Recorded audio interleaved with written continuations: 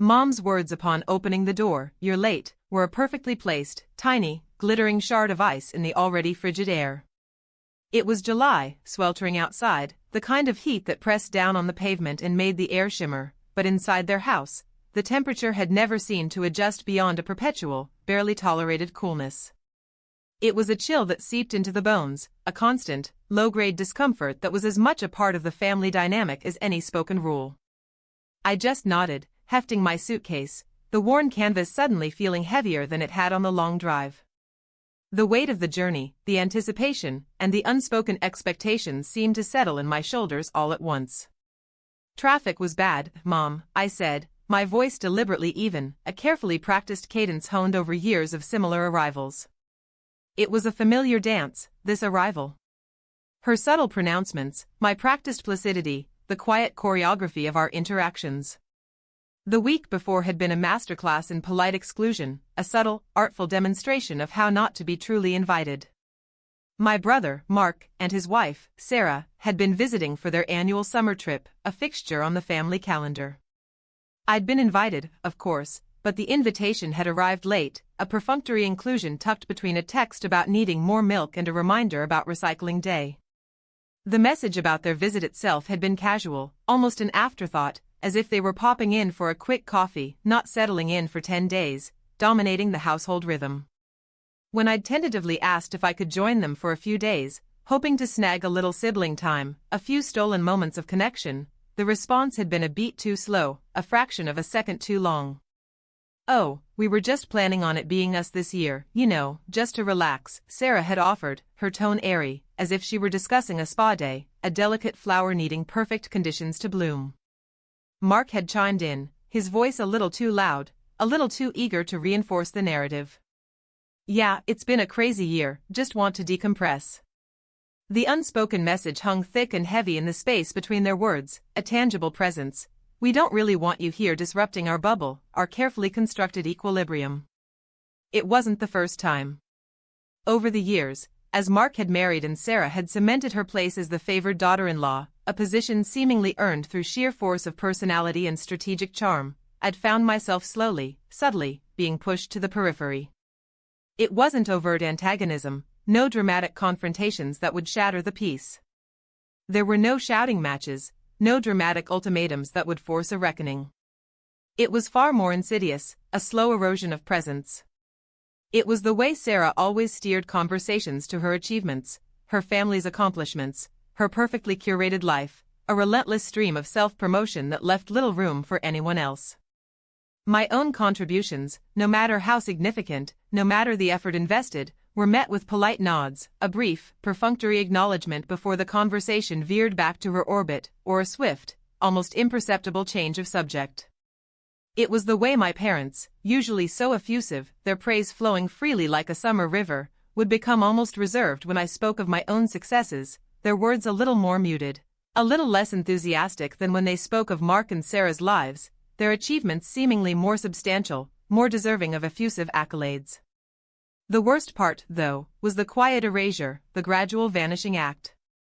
Last Christmas, I'd brought over a handmade gift, something I'd spent weeks working on, a piece of pottery I was genuinely proud of, a tangible expression of my creative efforts. It had been placed on a side table, almost hidden, tucked away as if it might offend the pristine decor, and Sarah had complimented it briefly, a fleeting, insincere remark, before launching into a story about a designer handbag she'd received, a story delivered with a gleam in her eye. Later, I'd seen it relegated to a storage bin in the garage, nestled amongst forgotten decorations and seasonal clutter. It wasn't about the gift itself, the monetary value or the craftsmanship, but the implication, a chillingly clear message. My efforts, my passions, my very presence, were less important, less worthy of genuine acknowledgement, easily discarded and forgotten. I'd swallowed the sting then, the familiar ache of feeling unseen, as I always did, and offered a tight smile, a mask of pleasant indifference. This year, however, something in me had shifted, a subtle internal recalibration. The casual dismissal, the polite exclusion that had become so ingrained, so much a part of the family fabric, felt less like a minor annoyance, a fleeting discomfort, and more like a deliberate, consistent invalidation. The invitation's timing, a mere formality, the flimsy excuse offered for the limited stay, the carefully worded rejection of my own tentative request to join them, it all coalesced into a pattern I could no longer ignore, a narrative that was becoming increasingly clear and painful. I'd spent years trying to be the easygoing one, the one who didn't make waves, the one who understood, who accommodated. But understanding had only led to being taken for granted, and then, being overlooked entirely, my presence becoming so normalized it was almost invisible. I'd arrived at my parents' house with a different kind of luggage this time, not just clothes and toiletries packed neatly into my suitcase, but a quiet resolution, a subtle but firm internal shift. I wasn't going to confront them, wasn't going to demand an apology or express my hurt in a torrent of emotion. That would be too loud, too messy, too dramatic, and frankly, too predictable. They wouldn't understand the depth of the wound, would dismiss it as me being sensitive or dramatic, a familiar refrain designed to silence any genuine expression of pain. No, my approach would be far more subtle, far more effective, a quiet revolution waged on their own terms. The first few days were a continuation of the usual script, a reenactment of familiar scenes. Mark and Sarah were effusive, their voices filling the house, regaling my parents with tales of their latest adventures, their exotic trips, their sophisticated friends, their ongoing renovation projects that seemed to consume their every waking moment. My parents hung on their every word, their faces alight with pride, their rapt attention a testament to their unwavering admiration. I listened, I contributed when appropriate, a brief interjection to acknowledge a shared memory, a polite question to show engagement. I played the agreeable observer, a silent participant in their boisterous narrative. But beneath the surface, a different kind of activity was unfolding. I was meticulously noting everything, cataloging the subtle barbs, the undercurrents of condescension, the invisible threads of their perceived superiority. The subtle digs Sarah made about my career choices, framed as concern for my stability. The way Mark would interrupt me, not maliciously, but with an air of gentle correction, to clarify something I'd already explained perfectly well. The way my parents would automatically defer to Sarah's opinions on everything from dinner menus to decorating choices, her taste seemingly superior, her judgment infallible. The turning point, the moment I knew precisely what I needed to do, the fulcrum upon which the dynamics would shift, came during a family dinner. The table was laden with food, the conversation flowing easily, or rather, flowing around me. Sarah was recounting, with breathless enthusiasm, a story about how she'd single-handedly orchestrated a charity auction that had raised an astronomical sum, her voice rising with each triumphant detail. My mother was practically weeping with pride, dabbing at her eyes with a delicate lace handkerchief, and my father was beaming, his chest puffed out with paternal satisfaction. Mark looked at Sarah like she hung the moon, his adoration a palpable force in the room. Then, Sarah turned to me, a glint in her eye, a predatory sparkle that I'd learned to recognize. "And you, darling," she said, her voice dripping with faux sweetness, a saccharine coating on a sharp critique, "how have your little projects been going? Still dabbling in your arts and crafts?" The room fell silent, the air suddenly charged, everyone's gaze turning towards me, waiting for my response, for the expected, predictable deflection or a meek admission of artistic insignificance. My mother's smile faltered slightly, a flicker of discomfort crossing her face, a fleeting apprehension as if she sensed the impending shift in the narrative. Mark shifted in his seat, his expression unreadable, a subtle tension in his jaw. It was the perfect moment, the one I had been waiting for, the opportune juncture for a quiet intervention. I didn't flinch. I didn't get defensive. I didn't let the familiar flush of embarrassment rise to my cheeks. I simply met Sarah's gaze, a calm, steady look that held no trace of anger, no hint of defensiveness, only a quiet confidence. "Actually, Sarah," I began, my voice quiet but clear, a distinct contrast to the forced cheerfulness of the preceding conversation. "The project I was dabbling in recently just won a regional award for innovation in sustainable design. It's being piloted in 3 different cities now. I actually just got the grant approval paperwork yesterday." I didn't elaborate. I didn't offer a detailed explanation of the project's complexities or the rigorous selection process it had undergone. I didn't feel the need to justify my accomplishments. I just let the words hang in the air, simple, factual statements. O. F. Achievement. The silence that followed was profound, a heavy blanket that settled over the table.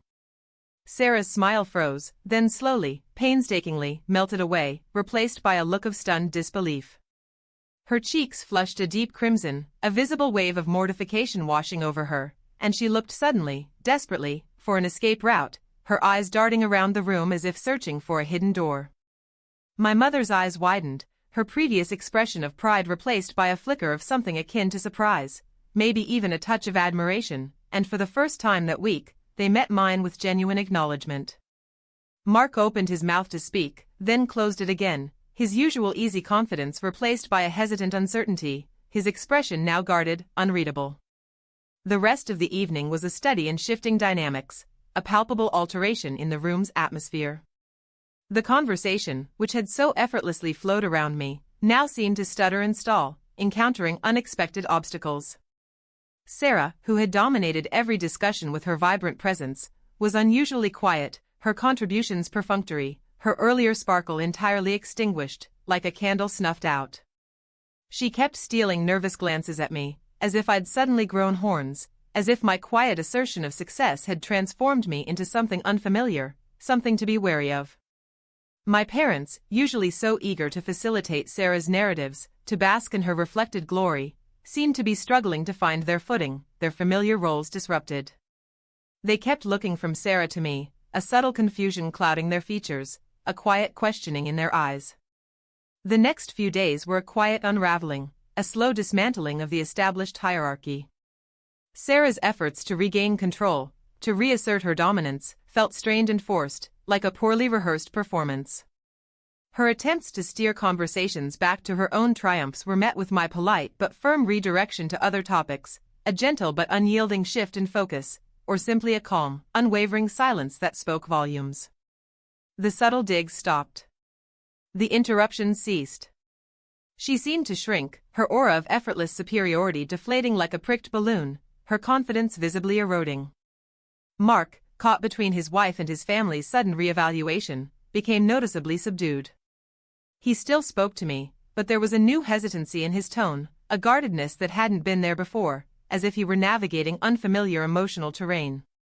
My parents, however, were the most telling, their reactions the most profound indicator of the shift. They began seeking my opinions, asking about my work with a genuine curiosity I hadn't seen in years, a thirst for knowledge that went beyond polite inquiry. They'd linger after meals, their usual hurried departure replaced by a desire to understand, asking me to explain my project in more detail, their questions thoughtful and engaged. My mother even confessed, with a sigh that held a hint of regret, that she'd always admired my quiet determination, my persistent dedication to my pursuits, but had never really understood what I was working towards, the underlying passion that drove me. The ice had cracked, fissures appearing in the frozen facade of their indifference. As I packed my car to leave, the trunk lid ajar, the familiar scent of old upholstery filling the air, my mother stood on the porch, the afternoon sun warm on her face, a rare display of vulnerability. "You know," she said, her voice softer than usual, a melody of newfound sincerity, "it's been lovely having you. We missed you."